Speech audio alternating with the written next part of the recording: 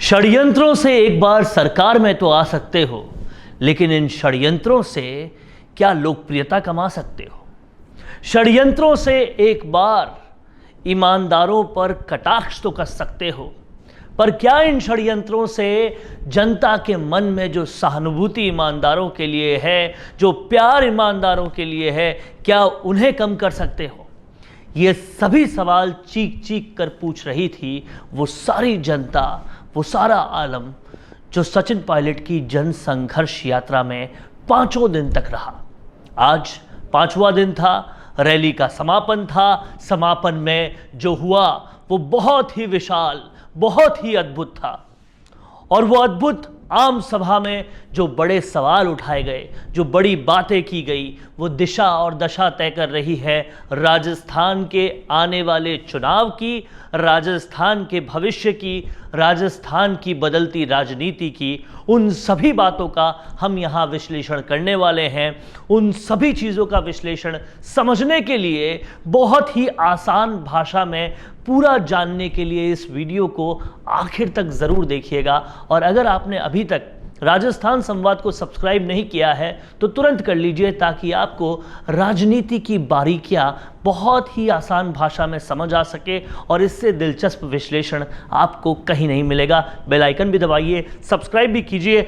सीधा चलते हैं इन बातों पर कि सचिन पायलट के महाऐतिहासिक रण की क्या है वो अहम बातें जो आपको समझनी चाहिए। और इस 5 दिन तक चली इस जन संघर्ष यात्रा से सचिन पायलट असल में संदेश क्या देना चाहते हैं।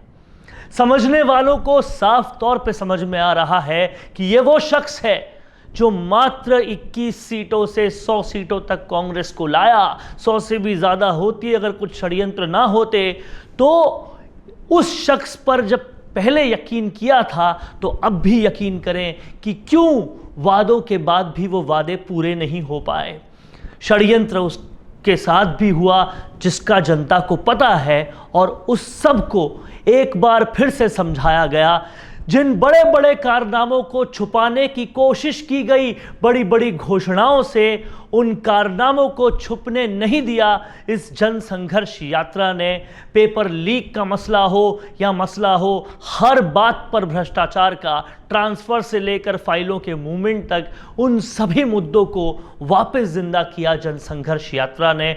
और जनता के लिए जो मुद्दे बेहद अहम थे, उसी भ्रष्टाचार के मुद्दे को फिर से उठाया है। बड़ी बात यह है, इससे पहले हुए अनशन में केवल वसुंधरा राजे के कार्यकाल में हुए भ्रष्टाचार की बात हो रही थी, लेकिन उसके बाद फॉलोअप में हुई इस पूरी की पूरी जन संघर्ष यात्रा में, इस टेन्योर में, मुख्यमंत्री गहलोत के टेन्योर में भी क्या क्या भ्रष्टाचार हुए, कैसे कैसे हुए, उसकी सभी बात हुई।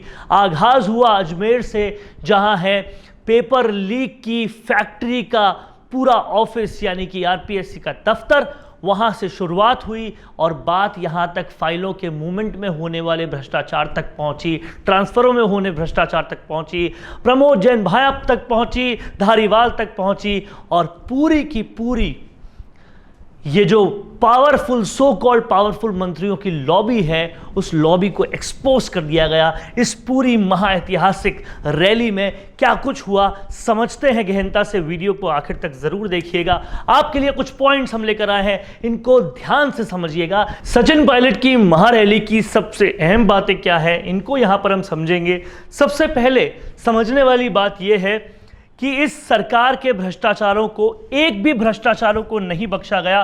तमाम सारे भ्रष्टाचार जो हैं वो सामने लाए गए, एक्सपोज किए गए, और केवल सचिन पायलट के द्वारा नहीं, 13 और विधायकों के द्वारा। इससे साफ तौर पे समझ में आता है कि इस मीटिंग में जनता भी थी, विधायक भी थे और कार्यकर्ता भी थे। तो साफ तौर पे कांग्रेस का वो काडर था जो घर घर वोट मांगने जाने वाला है, और वो सब इसी सरकार के भ्रष्टाचार को कटघरे में ला रहे थे। ईमानदारों पर दागों का मिला करारा जवाब। कहीं ना कहीं हेमाराम चौधरी और बृजेंद्र ओला जैसे दिग्गज जो इंदिरा गांधी के समय से कांग्रेस में हैं, जिन पर यह कहा जाता है कि बिना पैसे के भी इलेक्शन लड़ते हैं और फिर भी जीत जाते हैं, जनता के लिए वो मोहब्बत 8 बार से सरकार में आई है, 8 × 5 कितने साल वो सरकार में रहे आप सोचिए, उन पर भी 20 करोड़ लेने का आरोप लगाया। वही हेमाराम चौधरी यहां पे पहुंचे और उन्होंने बताया कि बहुत दुख होता है जब ऐसी बात करते हैं सीएम गहलोत, और यह भी कहा कि अगर ऐसा है तो आज निकाल दो मुझे मंत्रिमंडल से। सोचिए, 100 करोड़ की जमीन गरीबों के लिए दान दे देने वाले आदमी पर 20 करोड़ के भ्रष्टाचार का आरोप लगाया है, और कहीं ना कहीं बाड़मेर समेत पूरा राजस्थान और भारत हेमाराम चौधरी की ईमानदारी पर की कहानियां बताता है। उन पर 20 करोड़ का आरोप लगाया तो उस आरोप पे हंसा भी जाता है, लेकिन हेमाराम चौधरी ने अपना जवाब भी दिया। इसी के साथ साथ सभी को एक बहुत बड़ा अल्टीमेटम मिला, और इस अल्टीमेटम में यह कहा गया कि अगर इन सभी मुद्दों पर कार्रवाई नहीं होती तो इससे भी बड़ा, इससे भी विशाल आंदोलन होगा। यह अल्टीमेटम जितना था सीएम गहलोत को, उससे कई ज्यादा था कहीं ना कहीं कांग्रेस की आलाकमान को, जो कर्नाटक से अभी तक निपटी नहीं। वहां पर डीके शिव कुमार और सिद्धरमैया में अभी भी लड़ाई चल रही है। सीएम कौन बनेगा इस बात पर माथापच्ची चल रही है। सरकार तो बन गई, लेकिन आलाकमान की निर्णयहीनता अभी तक दिख रही है। आलाकमान के पास रीढ़ की हड्डी नहीं है, यह पता चल रहा है। यहाँ कर्नाटक से निपटे नहीं और राजस्थान की मुश्किलें फिर से आ गई। कैसे सॉल्व करेंगे इसको, ये समझना पड़ेगा, और सॉल्व होगी भी क्यों। जिस तरह से 4.5 साल तक आपने सचिन पायलट को नज़रअंदाज किया, ईमानदारों पर यह नौबत आई कि 20-20 करोड़ के आरोप लगाए गए। अब कहीं ना कहीं आलाकमान को स्टैंड लेना होगा, नहीं लिया तो राजस्थान तो बिखरेगा ही। कांग्रेस जो सुधरने की संजीवनी लेकर कर्नाटक में आई है, वो राजस्थान से फिर न बिखर जाए, वो भी कंडीशन आ सकती है। विशालता देखिए आप इस रैली की, और समझिए ये रैली कोई बहुत आम रैली नहीं है। जनता का समुंदर, जनता की सुनामी लेकर ये रैली आती है। और ये जो सचिन पायलट आपको यहां नजर आ रहे हैं, बिना पद के ये कद वो पाते हैं, बिना सरकारी मशीनरी के इतनी जनता वो लाते हैं। और ऐसे सचिन पायलट पर क्या नहीं किया इन 4.5 सालों में। गद्दार, निकम्मा, कोरोना, हर सब कुछ कहा, और किसी भी तरह से उनके द्वारा किए गए कोई भी वादे पूरे ना हो, चाहे फिर कांग्रेस को नुकसान हो जाए, वो सारा काम यहां पर किया गया। और उससे कांग्रेस का जो हश्र हुआ वो साफ तौर पे पता चल रहा है। आगे बढ़ते हैं और देखते हैं पूरे इस समापन के कार्यक्रम के दौरान जो और विधायक आए, उनके मुंह से जो कुछ भी निकला वो सरकार को वाकई एक्सपोज करने वाला था। यहां कोई पक्ष विपक्ष नहीं, कांग्रेस के लोग ही कांग्रेस की सच्चाई बता रहे हैं। समझने वाली बात है इस सच्चाई को। वेद प्रकाश सोलंकी जो कहीं ना कहीं पायलट के राइट हैंड माने जाते हैं, सचिन पायलट के साथ हर मंच पर सबसे आगे खड़े देखे गए हैं, उन्होंने बहुत सारी बड़ी बातें कही, जो बड़ी बातें हमको समझनी चाहिए और जो बड़ी बातें कहीं ना कहीं बहुत ज़रूरी है। उन्होंने कहा कि अगर हिसाब चाहिए तो मेरे पास आइए, मुझे बुलाइए। साफ साफ सीएम गहलोत को ललकारते हुआ कहा, 20 करोड़ क्या, आगे का भी हिसाब मिलेगा, हिसाब लीजिए, मेरे पास आइए। उन्होंने कहा जिस चमक से हम जीते थे उस चमक को कम नहीं होने देंगे, फीका नहीं होने देंगे। ये जो कुछ भी आरोप लगाए हैं उनका पुरजोर जवाब देंगे, और कार्रवाई नहीं हुई तो बड़े आंदोलन में तब्दील करेंगे। इन तस्वीरों को देख के लगता है अब इससे बड़ा क्या हो सकता है। सचिन पायलट का चेहरा नहीं होता तो मैं क्या, बहुत सारे लोग विधायक नहीं बनते, ये भी कहना था वेद प्रकाश सोलंकी का। उन्होंने साफ तौर पे कहा कि ये जो आपको समागम दिख रहा है बहुत सारे कार्यकर्ताओं का, बहुत सारी जनता का, ये महज कुछ परसेंटेज भी नहीं है उन तमाम कार्यकर्ताओं का जो आग बबूला हुए बैठे हैं। और अगर यही गुस्सा रहा उन कार्यकर्ताओं का तो कौन जाएगा घर घर वोट लेने, क्या मिलेगा कांग्रेस को, ये समझने वाली बात होगी, जो अभी तक शायद आलाकमान समझी नहीं है। आगे बढ़ते हैं, कुछ झलकियां दिखाते हैं आपको कि किस तरीके से विशाल का भी विशालतम ये पूरी रैली थी। और इस पूरी रैली में ये जो जनता का सपोर्ट मिला वो बताता है, कहता है, जताता है कि सचिन पायलट और बाकी सारे विधायकों का पूरा समर्थन जनता का उनके पास है। यहां राजेंद्र गुड़ा भी पहुंचे। याद कीजिए, बसपा से राजेंद्र गुड़ा आते हैं, गहलोत उनको लाने के लिए पूरी तरह से उन्होंने सब कुछ किया। उनका आना कहीं ना कहीं सरकार को बचाने के लिए जो नंबर्स चाहिए थे वो था, लेकिन उन्होंने भी जमकर खरी खोटी सुनाई। इस खरी खोटी को भी हमें समझना चाहिए। उन्होंने कहा कि हमारी सरकार का पूरा अलाइनमेंट ही खराब हो गया है। समझिए, किसी गाड़ी का जब अलाइनमेंट खराब होता है तो वो ढंग से नहीं चलती, और वैसे ही सरकार का पूरा अलाइनमेंट ही खराब हो गया है। ये बड़ी बात कहीं ना कहीं राजेंद्र गुड़ा ने की है। उसी के साथ साथ उन्होंने ये भी कहा कि धारीवाल कहते हैं ये पानी फेर दिया, वो पानी फेर दिया। धारीवाल साहब, जनता को पानी दो, जनता को पानी चाहिए। और बहुत बड़ा प्रहार शांति धारीवाल, जो कि कहे जाते हैं मुख्यमंत्री गहलोत के सबसे अगड़े मंत्री, उन पर भी ये प्रहार किया गया और कहा गया कि सीएम के ऑफिस से बिना भ्रष्टाचार के कोई फाइल पास नहीं होती। सोचिए, कांग्रेस का ही विधायक, क्योंकि बसपा के विधायकों का विलय हो गया कांग्रेस में, अब कांग्रेस के ही विधायक है राजेंद्र गुड़ा, उनका अगर सीधा सीधा ये आरोप है। और न सिर्फ विधायक हैं, राजेंद्र गुड़ा सरकार में कैबिनेट मंत्री हैं। एक कैबिनेट मंत्री का सीएम पर सीधा सीधा यह आरोप कि उनके ऑफिस से बिना भ्रष्टाचार के कोई भी फाइल पास नहीं होती। सरकार को खत्म होने में महज कुछ 6 महीने रह गए हैं, तब ऐसा आरोप वो विधायक लगा रहा है जिनको आप बाहर से लेकर आए थे। और साफ साफ उन्होंने कह दिया है कि विधानसभा में अब ईमानदारी पूरी तरह से खत्म हो गई है।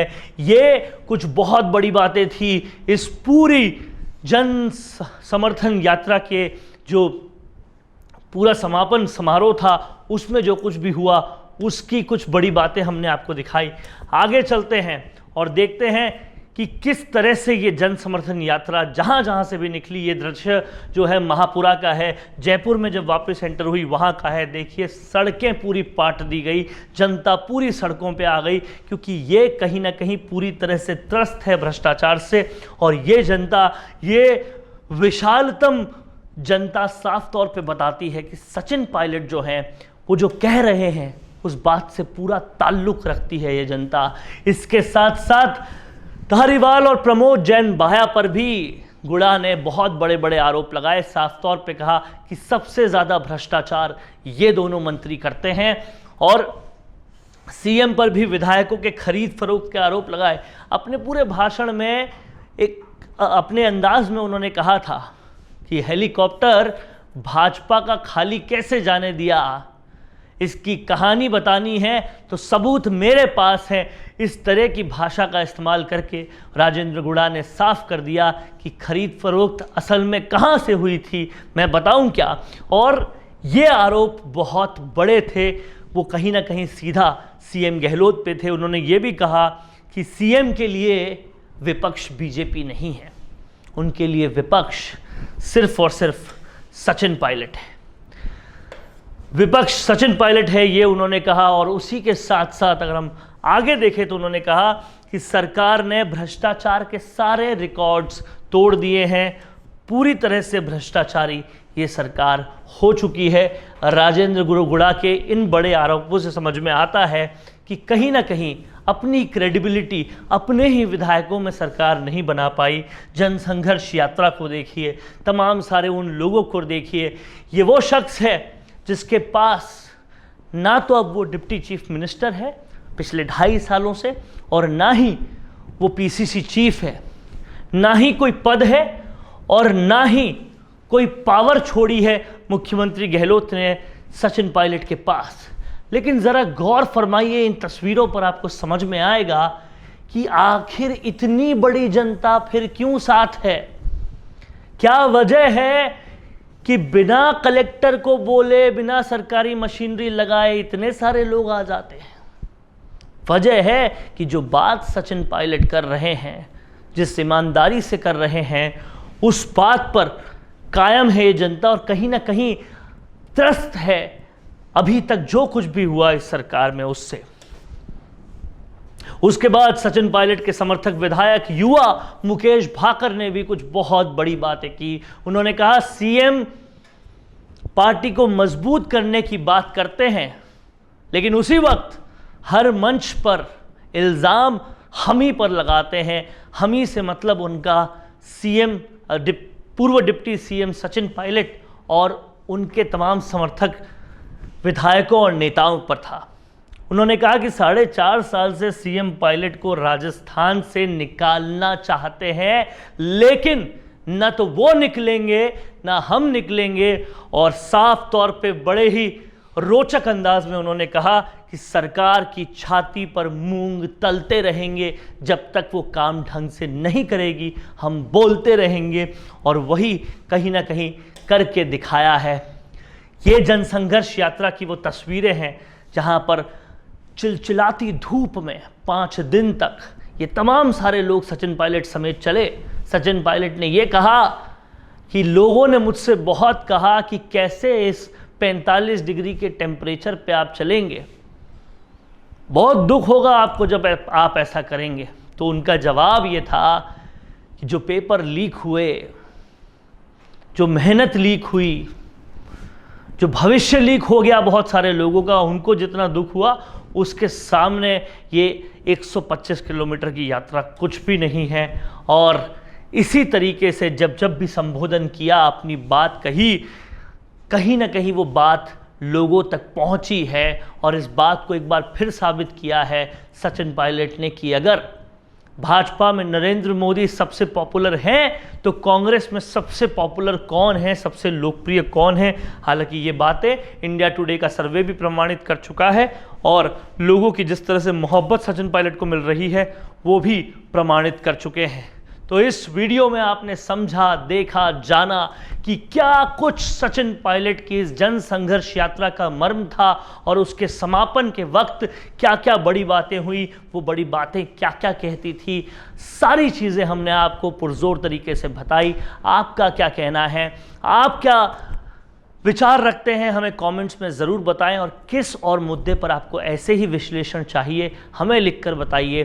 चैनल को सब्सक्राइब कीजिए, लाइक कीजिए और अगर आपको ये वीडियो पसंद आया है तो ज़्यादा से ज़्यादा शेयर कीजिए। नमस्कार। हर प्रॉब्लम का एक सॉल्यूशन होता है और आपके बिजनेस को ग्रो करने का सॉल्यूशन है मिशे मीडिया सॉल्यूशन। क्योंकि अब डिजिटल मीडिया में छाने के लिए और अपने बिजनेस या प्रोडक्ट को क्लैरिटी के साथ समझाने के लिए आपको चाहिए ऐसे वीडियोस जिन्हें सोशल मीडिया पर देखकर कोई भी आसानी से आपके बिजनेस के बारे में समझे और आप तक पहुंचे। मिशे मीडिया सॉल्यूशन है कंप्लीट वीडियो प्रोडक्शन हाउस जो करता है मदद आपके बिजनेस को ग्रो करने में। मिशे मीडिया सॉल्यूशन सिर्फ आपके बिजनेस के लिए एड ही नहीं बनाता, बल्कि उस एड को बनने से लेकर कस्टमर तक कैसे पहुंचाया जाए इसमें भी मदद करता है। तो अब चाहे आपको बनवाना हो वीडियो एड या फिर करवानी हो वीडियो एडिटिंग या फिर बनवानी हो अपने बिजनेस के लिए स्पोक्स पर्सन वीडियो या फिर करवाना हो अपने YouTube चैनल का SEO, तो आपके लिए है मिशे मीडिया सॉल्यूशंस। इनके अलावा मिशे मीडिया सॉल्यूशंस आपको देता है world class studio, interactive panel, शानदार कंटेंट राइटिंग। मिशे मीडिया सॉल्यूशंस के पास है एक बहुत एक्सपीरियंस्ड प्रोफेशनल्स की टीम जो देंगे आपके बिजनेस को एक नया आयाम। तो अब देर क्यों करनी, आज ही विजिट कीजिए www.mishemediasolutions.com पर या फिर कॉल करें 9549700549।